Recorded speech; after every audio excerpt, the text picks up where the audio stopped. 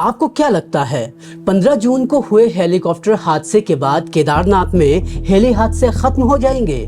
जवाब है नहीं, अभी तो और हादसे होंगे और शायद इन हादसों में अभी और जाने जाएंगी। अब आप कहेंगे कि ये हम किस आधार पर कह रहे हैं, तो जवाब है सरकार की एसओपी यानी स्टैंडर्ड ऑपरेटिंग प्रोसीजर। इसका आम भाषा में मतलब होता है कि किसी काम को कैसे करना है, उसका स्टेप बाय स्टेप तरीका। 15 जून को हेलीकॉप्टर हादसा क्यों हुआ, कैसे हुआ, कौन इसके लिए जिम्मेदार है, इन सभी सवालों का जवाब लेने से पहले जान लेते हैं कि किसी हादसे के बाद सरकार की जो एसओपी होती है वो कैसे फिर से हादसे होने की आशंका के लिए जिम्मेदार है। और ये जानने के लिए चलते हैं 2022 में। 18 अक्टूबर 2022 का दिन था। सुबह के 11:28 हो रहे थे। केदारनाथ में हेलीपैड के आसपास हल्का कोहरा छाया हुआ था।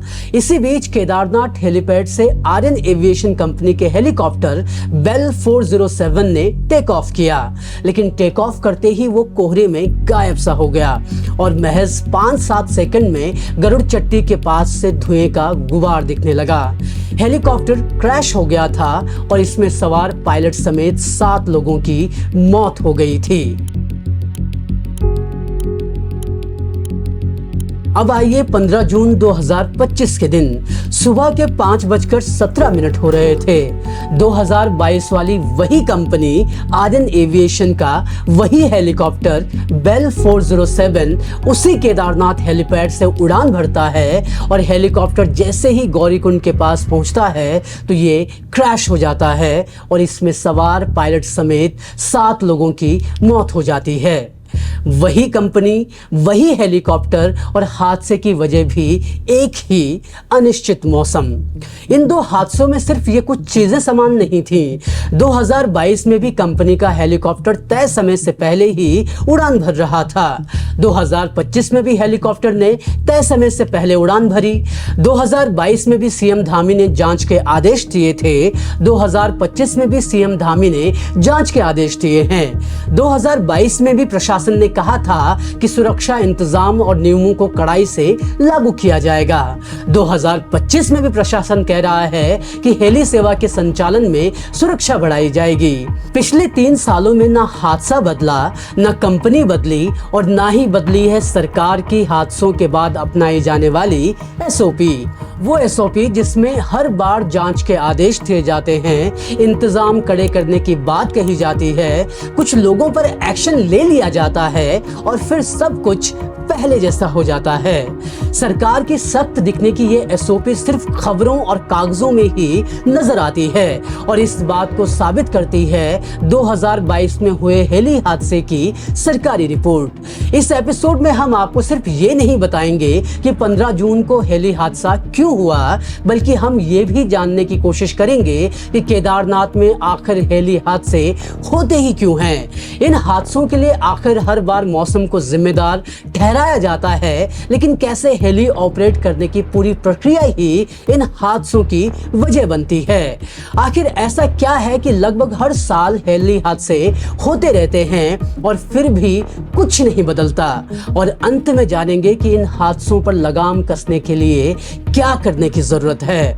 तो चलिए केदारनाथ में होते हेली हादसों का करते हैं संपूर्ण विश्लेषण।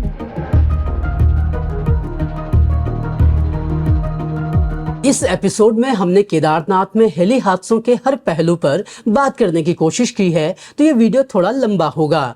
हमने वीडियो में इसीलिए टाइम स्टैम्प्स दिए हैं, तो आप जिस भी चीज को जानना चाहते हैं उस पर सीधे पहुंच सकते हैं।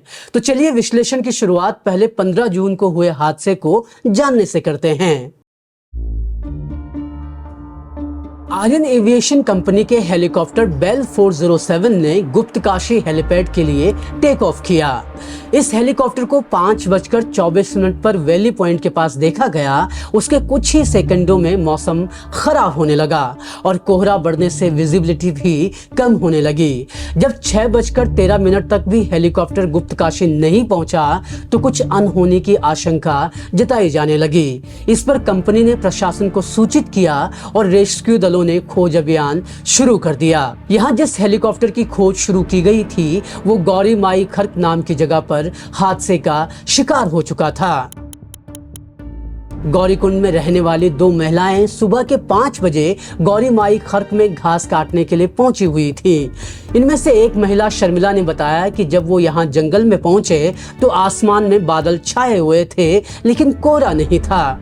वो बताती हैं कि कुछ ही देर में जैसे ही हेलीकॉप्टर यहाँ उड़ान भरता हुआ पहुंचा, वैसे ही घना कोहरा छा गया और कोहरे की वजह से हेलीकॉप्टर थोड़ा मुड़ा, पीछे की तरफ गया और फिर थोड़ा नीचे आकर आगे बढ़ने लगा और इसी दौरान वो एक ऊंचे पेड़ से टकराकर सीधे जमीन पर गिर गया। वो बताती हैं कि हेलीकॉप्टर के नीचे गिरते ही उसमें आग लग गई। आग की लपटें इतनी भयावह थीं कि वो धू धू कर जलने लगा। शर्मिला ने बताया कि जब वो मौके पर पहुंची तो वहां एक बच्ची गिरी हुई थी जो जीवित नहीं थी। दोनों महिलाओं ने घटना की जानकारी फोन पर ठेकेदार को दी और ठेकेदार ने हादसे की खबर आपदा कंट्रोल रूम को भेजी। कुछ देर बाद जब रेस्क्यू दल यहां पहुंचा तो उन्होंने कंफर्म किया कि ये वही हेलीकॉप्टर है और इसमें सवार पायलट समेत 7 लोगों की मौत हो चुकी है, जिसमें एक 24 महीने की बच्ची भी शामिल थी। हादसे की खबर मिलने के बाद सीएम धामी ने जांच के लिए एक कमेटी का गठन किया और उन्होंने साथ ही कहा कि वो इस तरह की घटनाएं रोकने के लिए सख्त कदम उठाएंगे। हादसे के बाद हेली सेवाएं सोमवार तक के लिए रोक दी गई थी। सीएम धामी ने जांच के आदेश देने के साथ ही कहा कि उच्च हिमालयी क्षेत्रों में सिर्फ अनुभवी पायलटों को ही हेलीकॉप्टर उड़ाने की अनुमति दी जाएगी। इसके साथ ही दून में central command and control centre शुरू करने का फैसला भी लिया गया। दूसरी तरफ आर्यन एविएशन के 2 मैनेजरों पर मुकदमा भी दर्ज किया गया। दरअसल कंपनी को सुबह 6 से 7 बजे के बीच उड़ान का स्लॉट दिया हुआ था, जबकि हादसा सुबह 5:30 बजे के करीब हुआ। यानी कि साफ है कि दिए गए टाइम स्लॉट से पहले उड़ान भरी गई थी, जो कि सरासर नियमों का उल्लंघन है।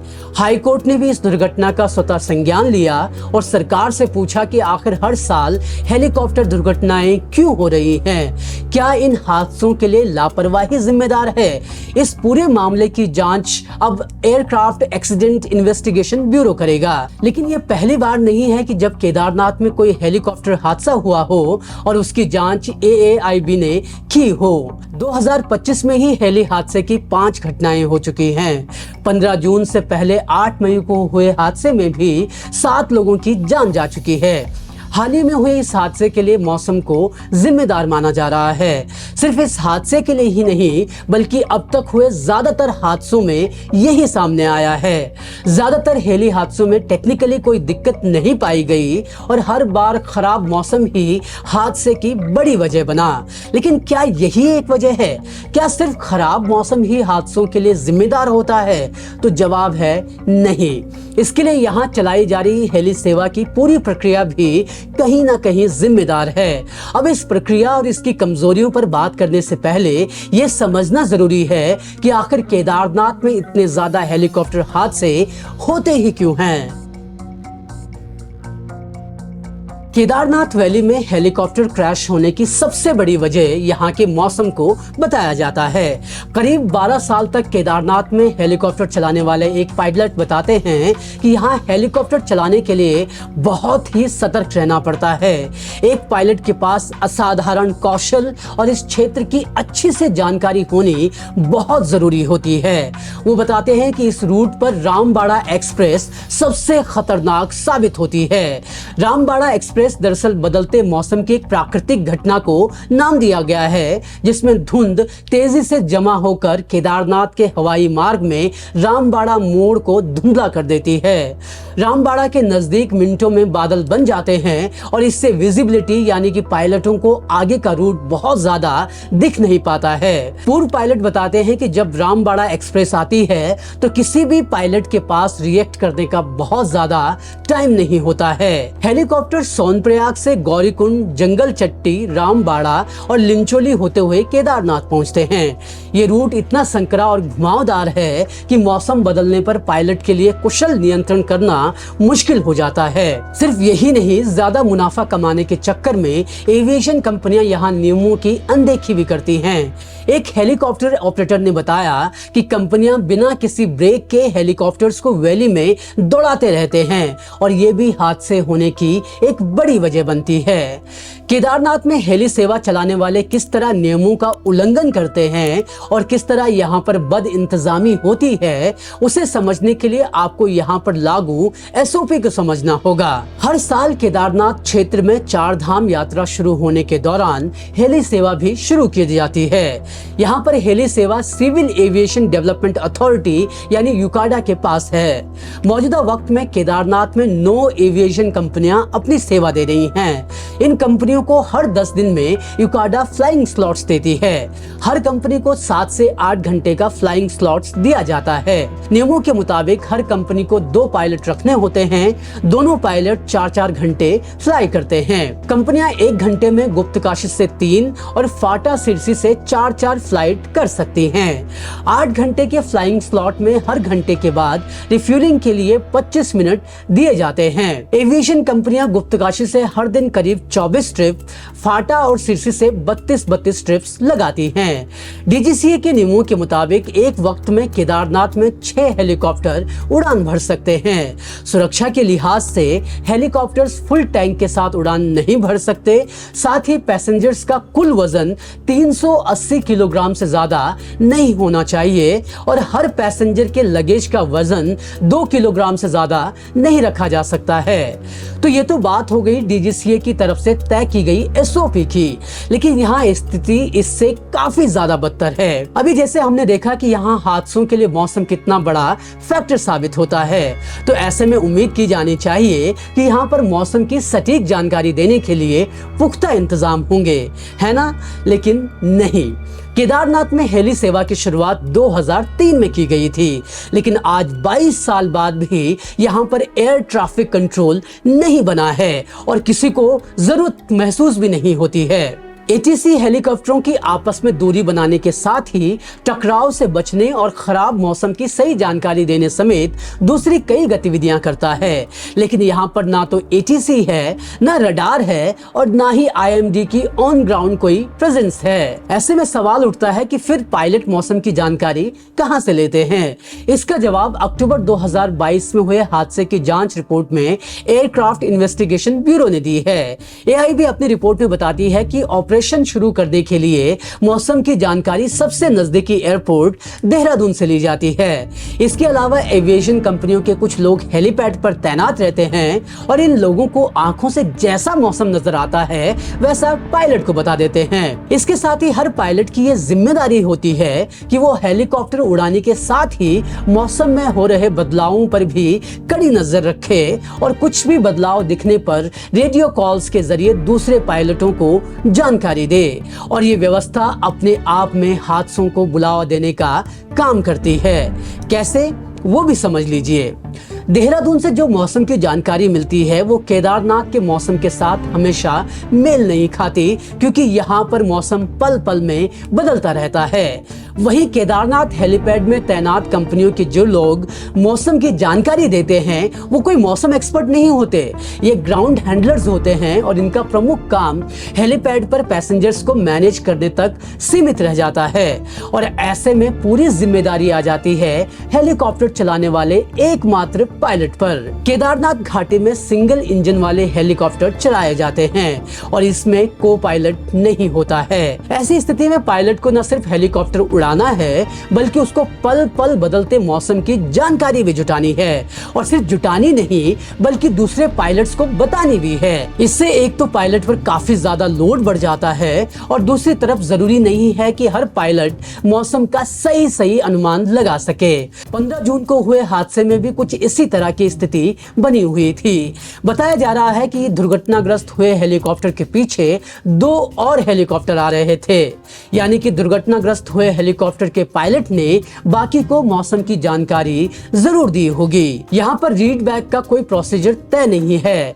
ऐसे में हमेशा आशंका बनी रहती है कि कोई पायलट किसी पायलट की तरफ से दी गई मौसम अपडेट को मिस कर सकता है। बता दें कि एविएशन में रीड बैक प्रोसीजर की प्रक्रिया अपनाई जाती है। इसमें पायलट को जो भी जानकारी दी जाती है वो जानकारी देने वाले के साथ रिपीट करके ये कंफर्म किया जाता है कि उसे इंफॉर्मेशन मिल गई है। केदारनाथ में व्यवस्थाओं के खराब होना यहीं तक सीमित नहीं है, भले ही केदारनाथ हेलीपैड यूकाडा की तरफ से मैनेज किया जाता है, लेकिन यहाँ पर सुरक्षा व्यवस्था बनाए रखने की जिम्मेदारी ऑपरेटर्स पर छोड़ दी गई है। यानी कि कंपनियों को आपस में कोऑर्डिनेशन कर सेफ्टी सुनिश्चित करनी है, लेकिन ऐसा होना मुश्किल हो जाता है। एआईबी कहती है कि यह तरीका सेफ ऑपरेशंस चलाने के लिए सही नहीं है, क्योंकि हर ऑपरेटर अपनी शटल को प्रायोरिटी देगा और ऐसे में कोऑर्डिनेशन हो पाना मुश्किल हो सकता है। केदारनाथ हेलीपैड पर कोई हायर अथॉरिटी है ही नहीं जो इन ऑपरेटर्स को रेगुलेट करे, और यही वजह है कि एसओपी के नियमों का उल्लंघन होने और मनमानी करने के कई उदाहरण हमें आए दिन मिल जाते हैं। केदारनाथ धाम में हेली सेवा में किस तरह से लापरवाहियां बढ़ती जा रही हैं, उसको एक पायलट बखूबी समेटते हैं। वो कहते हैं कि चार धाम ऑपरेशन सबसे मुश्किल ऑपरेशंस में से एक है, और फिर भी हम ऐसे उड़ान भर रहे हैं जैसे कुछ हुआ ही नहीं है। केदारनाथ की ये जो हालात हमें नजर आ रहे हैं, क्या ये सरकार को नहीं दिख रहे या दिखाया नहीं गया? तो जवाब है, दिख भी रहा है और दिखाया भी जाता रहा है, लेकिन उसके बावजूद भी कुछ नहीं हो रहा। अब मैं आपको बताता हूं कि कैसे सरकारें हादसों के वक्त दुख जाहिर करने और कड़े इंतजामों को करने की एसओपी तो अपना लेती है, लेकिन खबर गायब होते ही जैसे सरकारें भी गायब हो जाती हैं। और इसका सबसे बड़ा सबूत है खुद केंद्र सरकार की ही एक रिपोर्ट। जिस केदारनाथ हेलीपैड से हर साल लाखों लोग हवाई सफर करते हैं, उसकी जिम्मेदारी काडा के पास है, लेकिन ये जिम्मेदारी सिर्फ यहाँ पर इंतजाम मुहैया कराने तक ही सीमित रखा गया है। पैसेंजर्स की सुरक्षा, हेलीकॉप्टर की सेफ्टी, सारी चीजें कंपनियों पर छोड़ दी गई हैं। इसके बाद कुछ भी घटना अगर होती है या फिर कोई नियम बनाने हैं, तो वो सीधे केंद्रीय एजेंसी डीजीसीए के हाथों चला जाता है। लेकिन केदारनाथ में ना डीजीसीए का कोई नुमाइंदा होता है और ना ही किसी दूसरी एजेंसी का।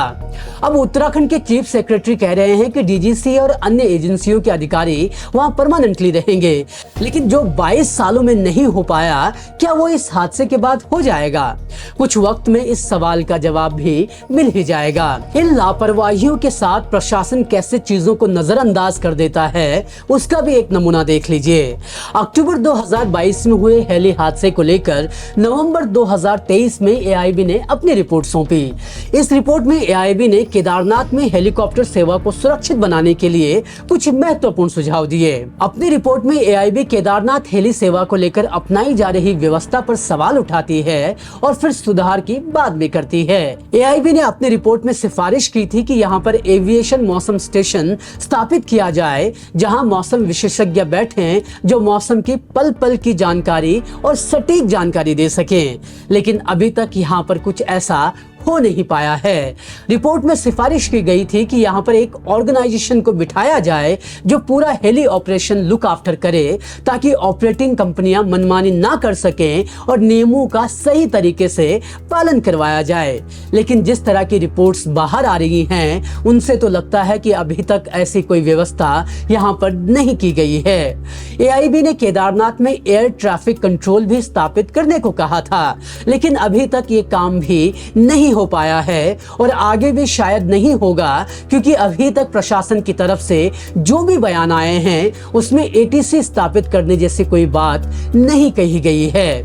ऐसे में सवाल उठता है कि जब केंद्र सरकार की जांच एजेंसी ने सुरक्षा के लिहाज से सुझाव दिए थे, तो उन पर काम क्यों नहीं किया गया? केदारनाथ में उड़ान भर चुके कई पायलट भी शिकायत करते हैं कि यहाँ पर एविएशन इंफ्रास्ट्रक्चर दोयम दर्जे का है और साथ ही सेंट्रलाइज्ड सुपरवाइजरी ना होने की वजह से यहाँ पर मनमानी चलती है। एक सवाल जो कई पायलट उठा रहे हैं कि इतनी संवेदनशील जगह पर सिंगल इंजन हेलीकॉप्टर क्यों इस्तेमाल किए जाते हैं। कुछ का कहना है कि डबल इंजन वाले हेलीकॉप्टर भले ही थोड़े भारी होते हैं, लेकिन ये एक इंजन के फेल होने पर पायलट को कुछ वक्त तो दे ही सकते हैं और इससे काफी कुछ बदल सकता है। 15 जून को हुए हादसों की जांच एआईबी करेगी, लेकिन क्या जांच रिपोर्ट आने के बाद एआईबी के सुझावों को अपनाया जाएगा या नहीं, ये केदारनाथ घाटी में हेली हादसों का भविष्य तय करेगा। पूर्व पायलट से लेकर अलग अलग रिपोर्ट से ये तो साफ होता है कि केदारनाथ घाटी में हेलीकॉप्टर उड़ाने हैं तो यहाँ सेफ्टी नॉर्म्स कड़े करने होंगे। भले ही केदारनाथ में साल में कुछ महीने के लिए हेलीकॉप्टर उड़ते हैं, लेकिन हमें ये नहीं भूलना चाहिए कि ये मौसम के लिहाज से सबसे ज्यादा संवेदनशील इलाका है। ऐसे में हादसे होने का डर हमेशा रहेगा। अगर हमें हेलीकॉप्टर हादसों को कम और ना के बराबर करना है तो यहाँ पर वो सारे इंतजाम करने होंगे जो पूर्व पायलट और खुद एआई भी सुझा रहा है। सरकार को केदारनाथ घाटी में एविएशन इंफ्रास्ट्रक्चर को मजबूत करने की जरूरत है, इसे अपने कंट्रोल में लाने की जरूरत है। जब तक ये काम नहीं होता तब तक केदार घाटी में हेली हादसे रुकने की उम्मीद कम ही है। कई पर्यावरणविद तो इस क्षेत्र में हेलीकॉप्टर सेवा बंद करने की बात भी कहते हैं। दरअसल इस क्षेत्र में हेलीकॉप्टर की वजह से प्रदूषण फैल रहा है और यहाँ के फ्लोरा और फौना को नुकसान भी पहुंच रहा है। सिर्फ जानवरों को नहीं बल्कि इंसानों को भी कई तरह की दिक्कतें यहाँ पर पेश आ रही हैं। अब चाहे इंसानों को नुकसान हो या फिर यहाँ की प्रकृति को, एक बात साफ है कि यह नुकसान तब तक होता रहेगा जब तक सरकारों को यहाँ पर पैसा दिखता रहेगा। एविएशन एक्सपर्ट प्रफुल्ल बख्शी केदारनाथ में हेलीकॉप्टर हादसे को बखूबी समेटते हैं। वो कहते हैं कि अभी डीजीसीए खुद ही स्वीकार कर चुका है कि यहाँ पर हेलीकॉप्टर ओवरलोडेड होते हैं, पायलट्स जरूरत से ज्यादा काम करते हैं, लेकिन इसके बावजूद भी अगर कोई एक्शन नहीं लिया जाता है तो ये बताता है कि यहाँ पर पैसेंजर्स की सुरक्षा प्राथमिकता नहीं बल्कि पैसा है। और इसी उम्मीद के साथ कि अब सरकार शायद कुछ इंतजाम करेगी और केदारनाथ में हेली से सफर को ज्यादा सुरक्षित बनाएगी, हम हेली हादसे में मारे गए सभी मृतकों को श्रद्धांजलि अर्पित करते हैं और उम्मीद करते हैं कि उस 24 महीने की बच्ची समेत उन 7 लोगों की मौत से हम कुछ तो सबक सीखेंगे। धन्यवाद।